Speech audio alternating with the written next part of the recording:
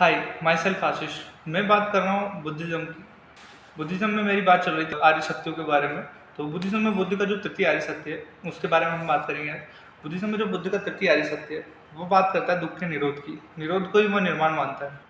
अन्य भारतीय दर्शनों की भांति जो बुद्ध दर्शन है, उसमें निरोध, निर्वाण को जीवन के परम लक्ष्य के रूप में स्वीकार किया गया है। तृतीय आर्य सत्य में निर्वाण की विशेषताओं का उल्लेख करते हुए लिखा गया है कि प्राप्ति के बाद जो समस्त दुखों का आत्यंतिक रूप से अंत हो जाता है तथा वह व्यक्ति संसार चक्र से मुक्त हो जाता है और यह सब जीवित रहते संभव हो जाता है। यहाँ पर जीवित रहते निर्वाण की प्राप्ति को संभव माना गया है।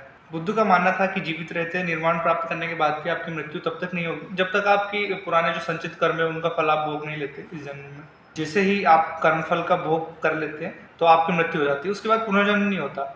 बुद्धिज्म का जो ये विचार है, ये सांख्य और वैदिक दर्शन में जीवन मृत्यु के सिद्धांत की जो धारणा है, उसमें ये समानता प्रदर्शित करता है। निर्वाण के स्वरूप तथा प्रकार को लेकर बुद्धिज्म में मतभेद है, क्योंकि जब भी बुद्ध से निर्वाण के बारे में पूछा गया वह मौन हो गए थे।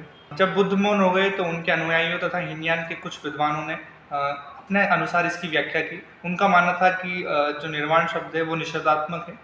उसके अनुसार जो निर्वाण का अर्थ है वह बुझ जाना होता है। जिस प्रकार दीपक के बुझ जाने के बाद अंधेरा हो जाता है, उसी प्रकार मनुष्य के जीवन में निर्वाण प्राप्ति के बाद अस्तित्व का विनाश हो जाता है। अतः उन विद्वानों ने परिनिर्वाण, मृत्यु के बाद पुनः जन्म को ही उन्होंने एक सत्य माना है। विद्वानों के अनुसार मानव अस्तित्व के संपूर्ण विनाश को ही परम लक्ष्य के रूप में स्वीकार नहीं किया जा सकता।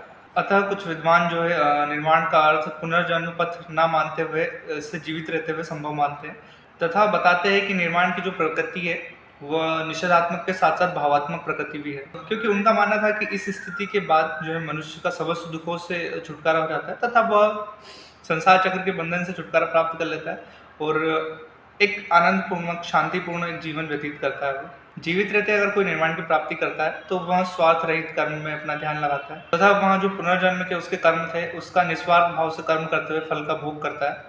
और जब वह किसी स्वार्थ रहित भाव से अपने कर्म को करता है तो उसके जो कर्म है वो संचित नहीं होते, लेकिन तो पुनर्जन्म के बंधनों से वह मुक्त हो जाता है तथा साथ ही वह दूसरे जो व्यक्ति है, जो दूसरे समाज में जो लोग हैं, उनके लिए प्रयत्नरत रहता है कि उन्हें भी निर्वाण की प्राप्ति में सहायक हो सके। उल्लेखनीय है कि जिस प्रकार महात्मा बुद्ध ने अपने धम्मपद तथा अंगुत्तर निकाय में जो मोक्ष है उसको दुख रहित तथा शांतिपूर्ण जीवन व्यतीत करने के लिए एक सरल रास्ता माना है, बुद्ध ने स्वयं जीवित रहते निर्वाण की प्राप्ति की थी तथा अन्य जीवन जो उनका बचा था वो उन्होंने समाज को समझाने में लगा दिया कि आप भी निर्वाण की प्राप्ति कीजिए, आपका जो जीवन होगा वो भी सुख में व्यतीत होगा, शांतिपूर्ण व्यतीत होगा। बुद्ध की मान्यता थी कि अपने स्वयं के प्रयासों के द्वारा ही आपको निर्वाण की प्राप्ति हो सकती है, आपको मोक्ष की प्राप्ति के लिए स्वयं प्रयास करना पड़ेगा। अतः उनका कहना था कि आत्मदीपो भव, मतलब कि स्वयं का प्रकाश स्वयं बनो।